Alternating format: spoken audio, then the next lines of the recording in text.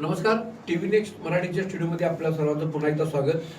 कोल्हापूर जिल्ह्यातील बहुतांशी निकाल आता बऱ्यापैकी लागलेले आहेत. आमचे कार्यकारी संपादक एकनाथ पाटील यांच्याशी आपण याचा विश्लेषणात्मक आढावा घेत आहोत. या सगळ्या निवडणुकीमध्ये प्रचंड प्रमाणात काँग्रेसची पिछाड झाली असं एकंदरीत सध्या चित्र आहे. नमस्कार. TV नेक्स्ट मराठीमध्ये आपलं स्वागत. आत्ताच्या कोल्हापूर नगरपालिकेमध्ये 13 नगरपालिकेचे निकाल आपल्या सगळ्यांच्या समोर हाती आले. 10 नगरपरिषद आणि 3 नगरपंचायत. तर यामध्ये 13 नगरपालिकेमध्ये 2च नगरपालिकेमध्ये काँग्रेसला यश मिळाले. त्यामध्ये पेठवडगाव ज्या ठिकाणी यादव गटाच्या विद्याताई पोळ आहेत आणि शिरोळमध्ये आणि पेठवडगावमध्ये काँग्रेसला त्या ठिकाणी सत्ता काबूज करण्यामध्ये यश मिळाले. बाकी इतर ठिकाणी त्यांना 11 ठिकाणी सत्ता घेता आलेली नाही. तर याच्या पाठीमागचं कारण असं आहे की लोकसभा असेल, विधानसभा असेल, यामध्ये ज्यावेळी काँग्रेसचे जे काही मातब्बर नेते होते ते फुटून काही शिवसेना एकनाथ शिंदे गटात गेले, काही अजित पवार गटात गेले, काही भाजपमध्ये गेले. तर त्याचा परिणाम ह्या काँग्रेसवरती झालेला दिसतोय आणि त्यामुळं एकेकांचा आजरा, चंदगड, गडिंग्लज बालेकिल्ला काँग्रेसचा होता.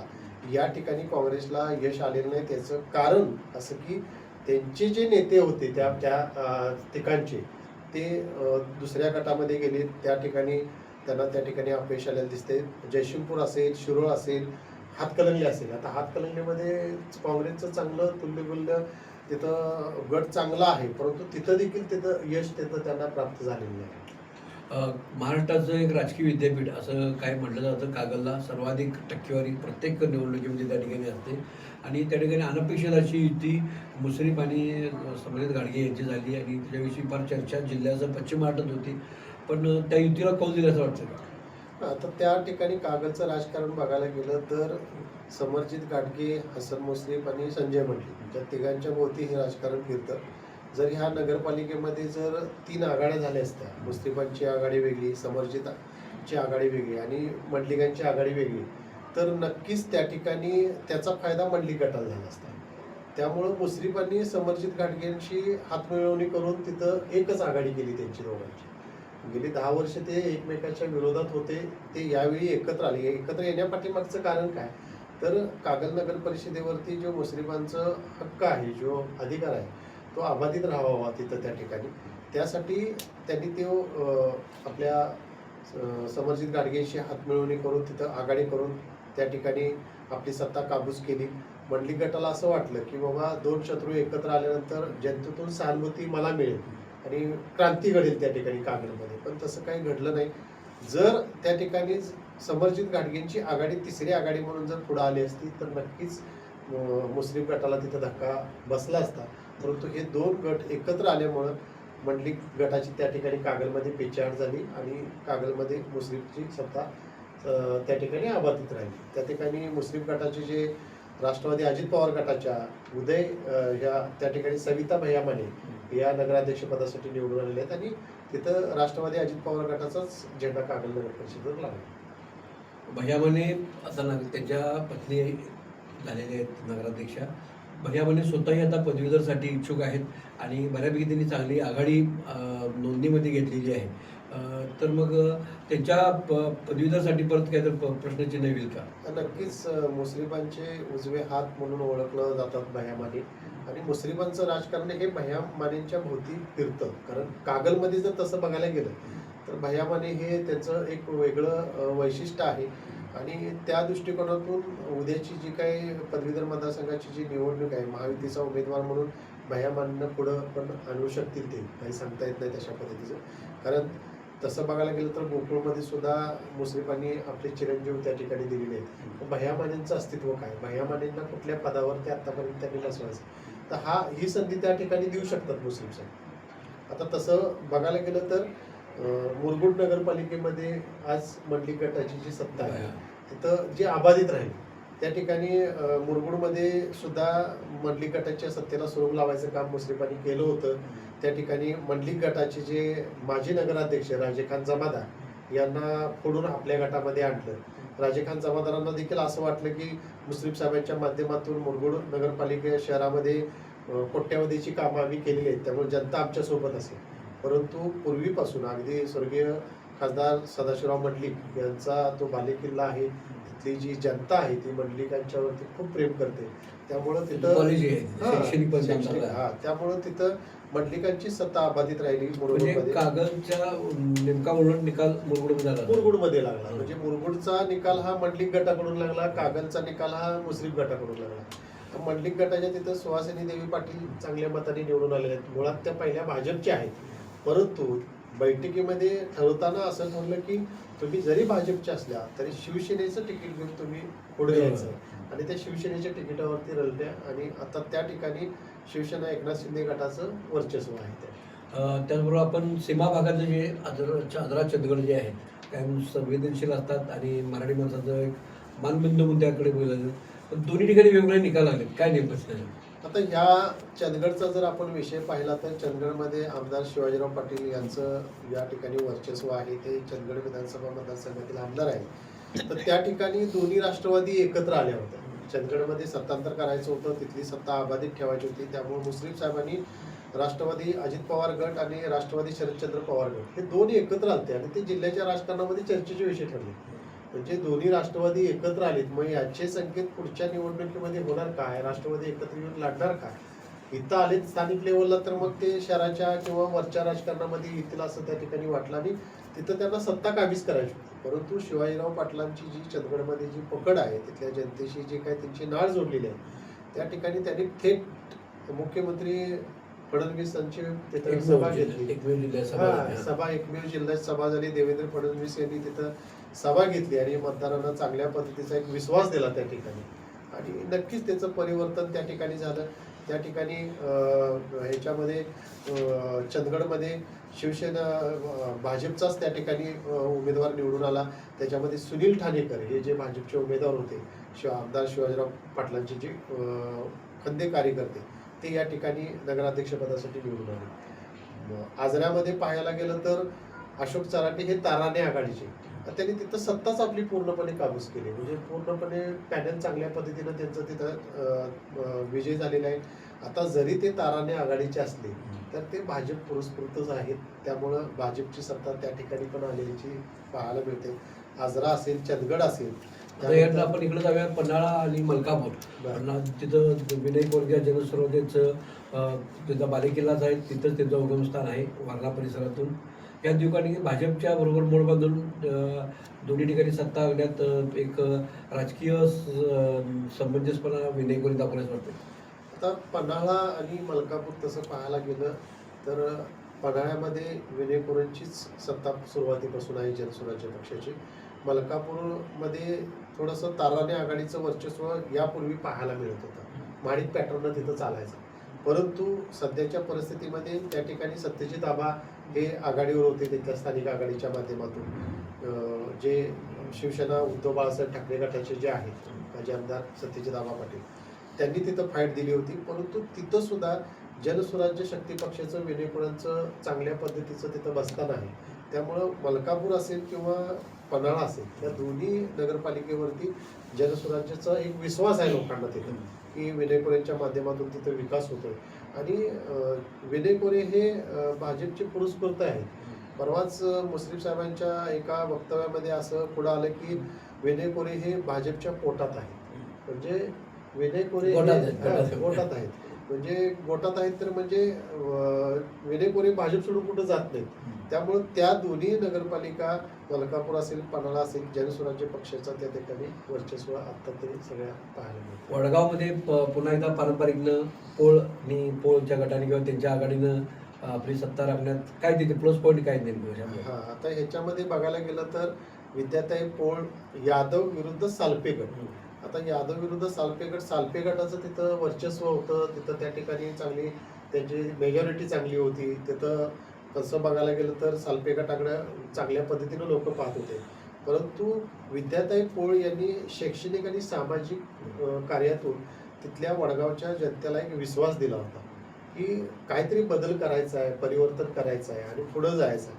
आणि मग त्यांच्या आव्हानाला तिथल्या जे जनता आहे त्यांनी त्याला प्रतिसाद दिला आणि न भूतो न भविष्य, म्हणजे सालपे गटाने अशा पद्धतीचं पुढे चित्र आणलं होतं की जनशक्ती विरुद्ध धनशक्ती.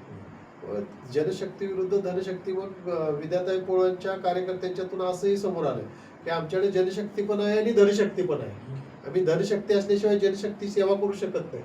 त्यामुळं असं एक विश्लेषण त्या ठिकाणी समोर आलं आणि नक्कीच काहीतरी विद्याताई पोळ आपल्या संपूर्ण वडगाव शहराचं कायापालट करतील, एक विश्वास तिथल्या शहरातली जनतेला होता आणि तिथं विद्याताई पोळ यांना निवडून दिलं. विद्याताई पोळ या यादव गटाच्या जरी असल्या तर त्या काँग्रेसच्या उमेदवार आहेत.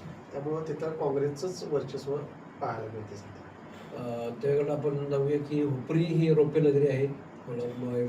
चांदीचं महाराष्ट्राच्या भारतभर जो उल्लेख आहे आणि त्या ठिकाणी भाजपचं एखादी निर्वाह सत्ता आलेली आहे साहेब. हा, आता हुपरी बघायला गेलं तर हुपरी असेल किंवा शिरोळ असेल, जयसिंगपूर असेल, तर ही मोठ्या नगरपालिका आहे. तर त्या ठिकाणी भाजपनं ताकद लावली होती की आपलीच सत्ता तिथे यावी. इकडं जयसिंगपूरमध्ये सुद्धा ताकद होती, शिरोळमध्ये सुद्धा ताकद होती. परंतु हुपरीमध्ये भाजपला चांगल्या पद्धतीने यश त्या ठिकाणी पाहायला मिळते.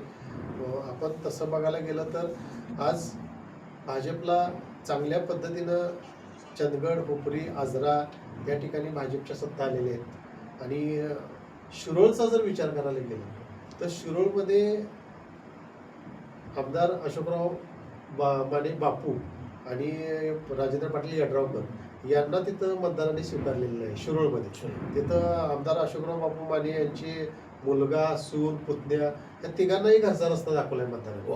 म्हणजे आमदार असले तरी तुमचा शिरोळच्या तशा पद्धतीने विकास झालेला नाही आणि घराणेशाही चालू दिलेली नाही त्या ठिकाणी. म्हणजे मतदारांनी चांगल्या पद्धतीनं कोल दिलाय त्या ठिकाणी. तसं बघायला गेलं तर जयसिंगपूरमध्ये सर्व पक्षी एकत्र आलते आणि यड्रावकरांना तिथं खिंडीत पकडण्याचा प्रयत्न केला होता. टक्केवारीचं राजकारण चालतंय असं यड्रावकरांच्या अवतीभोवती फिरवलं होतं. म्हणजे लोकांच्या मनामध्ये, जनतेच्या मनामध्ये यड्रावकर हे जो काय ब्रँड आहे तो ब्रँड मालक विरुद्ध सेवक अशा पद्धतीचं इलेक्शनचं माजी खासदार राजू शेट्टी सुद्धा फार अग्रेसिव्ह होते. राजू शेट्टी अग्रेसिव्ह होते, गणपतराव पाटील अग्रेसिव्ह होते, माधवराव घाडगे अग्रेसिव्ह होते, अशोकराव माने बापू अग्रेसिव्ह होते. तसं बघायला गेलं तर सर्व पक्षीय एकत्र येऊन यड्रावकरांना तिथं थोपवण्याचा प्रयत्न केला होता. परंतु यड्रावकरांचं जे त्या जयसिंगपूर शहरामध्ये जे काही लोकांशी असलेलं नातं आणि संजय पाटील यड्रावकरांचा जो स्वभाव आहे तो स्वभाव लोकांना कॅच करणार आहे. आज तसं बघायला गेलं तर राजेंद्र पाटील यड्रावकर चौकात उभा राहिले आणि संजय बाबा एकत्र राहिले तर संजय बाबांच्या अवतीभोवती लोकांचा एवढा घोळका असतो कार्यकर्त्यांचा की त्यांचा स्वभाव गुणधर्म त्या ठिकाणी आहे आणि त्याचा फायदा त्यांना तिथं जयसिंगपूर नगरपालिकेमध्ये झाला आणि ते प्रचंड मताने निवडून आले. म्हणजे 11,000 पेक्षा जास्त लीड आहे त्यांना. जिल्ह्यातील सर्वाधिक मतदार सर्वाधिक जयसिंगपूरमध्ये संजय पाटील यड्रावकरांचं तिथं त्या ठिकाणी. तशीच नजीकच्या शिरोळमध्ये झाली का? शिरोळमध्ये पण तसं पाहायला गेलं तर शिरोळमध्ये मातबर लोकांना म्हणजे जयसिंगपूरमध्ये यड्रावकरांना यश आलं पण शिरोळमध्ये यश घेता आलं नाही. अशोकराव माने बापूंना सुद्धा तिथं यश घेता आलं नाही. म्हणजे 2 आमदार एका ठिकाणी तिथं असताना सुद्धा त्यांना शिरोळमध्ये यश मिळवता आलं नाही. तिथं बऱ्यापैकी काँग्रेसला तिथं जरा चांगल्या पद्धतीचं स्थान मिळाले. पक्षीय बलाबल आपण जर पाहिलं आताच्या 13 नगरपालिकेच्या याच्यामध्ये तर भाजपला चंदगड, हुपरी, आजरा या 3 ठिकाणी भाजपची सत्ता आहे. एकनाथ शिंदे जो शिवसेनेचा गट आहे त्याच्यामध्ये जयसिंगपूर, हातकणंगले, मुरगुड आणि कुरुंदवाड या 4 ठिकाणी उपमुख्यमंत्री एकनाथ शिंदे शिवसेनेच्या गटाला यश संपादन झाले. काँग्रेसला 2 ठिकाणी समाधान मानावं लागले, पेठ, वडगाव, शिरोळ आणि जनसुराज्य पक्ष पन्हाळा, मलकापूर. तसं बघायला गेलं तर मग अजित पवार राष्ट्रवादी जो गट आहे त्या गटाला गडिंग्लज आणि कागल म्हणजे मुस्लिम जे पॅटर्न बघितला जातो कोल्हापूरमध्ये त्यांना फक्त गडिंग्लज आणि कागलमध्ये यश मिळालेलं आहे. सतेज पाटील जे काँग्रेसचे नेते आहेत त्यांना वडगाव आणि शिरोळमध्ये यश मिळालेलं आहे. भाजपचं जे अमोल महाडिक, धनंजय महाडिक यांच्याकडे जर बघायला गेलं तर चंदगड, हुपरी, आजरा आणि इथं कोल्हापूरमध्ये धैर्यशील माने शिंदे गटाचे आहेत, राजेंद्र पाटील यड्रावकर शिंदे गटाचे आहेत. त्यांच्या दृष्टिकोनातून बघायला गेलं तर जयसिंगपूर, हातकणंगले, मुरगुड आणि कुरुंदवाड तर सगळ्या नगरपालिकेमध्ये 4 ठिकाणी शिवसेना शिंदे गटाचं वर्चस्व त्यांनी पुढे आणलं एकतर्फे. या सर्व निवडणुका बघता कुरुंदवाड तसं थोडंसं संख्याबळ कमी आहे. कुरुंदवाडच्या नेमकं काय विश्लेषण म्हणजे कुरुंदवाडमध्ये त्या ठिकाणी जे भाजपच्या मनीषा उदय डांगे आहेत ते या ठिकाणी विजय झालेले आहेत. भाजपनं चांगली त्या ठिकाणी सत्ता स्थापन केलेली आहे. म्हणजे कुरुंदवाडमध्ये कुरुंदवाडमध्ये शिंदेगड दाखवतोय आणि इथं तर या सर्व निवडणुका पाहता आता ज्या घोषित झालेल्या निवडणुका आहेत त्या महानगरपालिकेच्या आहेत. 15 तारखेला मतदान होणार आहे त्यांचं, म्हणजे अगदी 25 दिवसांत त्याचं मतदान होणार आहे.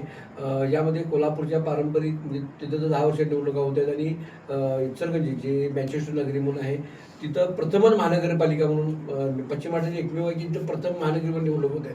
या दोन्हीवर याचा काय परिणाम होईल का? आता तशा पद्धतीनं पाहिलं तर नगरपालिकेचा निकाल समोर हा धक्कादायक आहे. याच्यामध्ये महायुती किंवा कुठला आघाडी सरकार बघून मतदान झालेलं नाही. म्हणजे सत्तेवर असणाऱ्या आमदारांना सुद्धा घरचा रस्ता दाखवलाय नगरपालिकेमध्ये, अनपेक्षितपणे निकाल समोर येतोय.